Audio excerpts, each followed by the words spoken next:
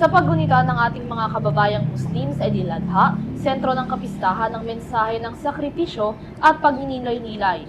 Kaya naman ganito rin ang naging mensahe ng Pangulo at ng Vice Presidente sa ating mga kapatid na Muslim maging sa buong sambayan ng Pilipino. May balitang hatid si Graciela Corazon. Sa paggunita sa Peace of the Sacrifice o Idil Adha, hinikayat ni Pangulong Ferdinand R. Marcos Jr. ang bawat Pilipino na magnilay-nilay at isipin ang mga sakripisyo at tunay na nagpapalakas sa isang bayan, hindi sa laki ng naibibigay kundi sa kung ano ang naibabalik, dangal, katarungan at malasakit. Nagpaabot rin ng kanyang mensahe si VP Sara Duterte kung saan sinabi nito ang diwa ng Idil Adha ay nagsisilbing paalala sa sambayanan na ang pagbibigayan at malasakit sa kapwa ang siyang mahalaga lalo na umano sa kasalukuyang panahon. Assalamualaikum warahmatullahi wabarakatuh. Madayaw mayong adlaw kaninyong tanan. Magandang araw sa inyo lahat. Isang maligaya, pinagpala at makabuluhang Eid al-Adha sa ating mga kapatid sa pananampalatayang Islam.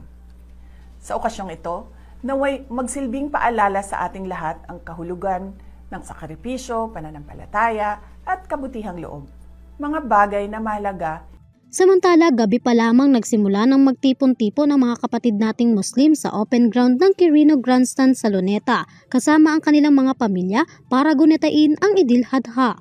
Ang ilan sa mga ito nagbitbit na ng kanilang mga pagkain upang manatili pa hanggang mamayang hapon.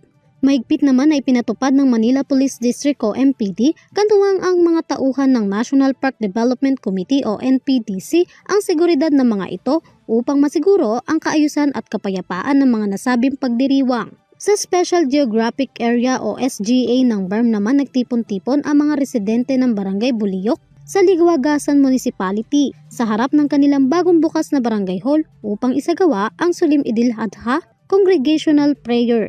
Binigyan din ng kutba ang malalim na kahulugan ng Feast of the Sacrifice.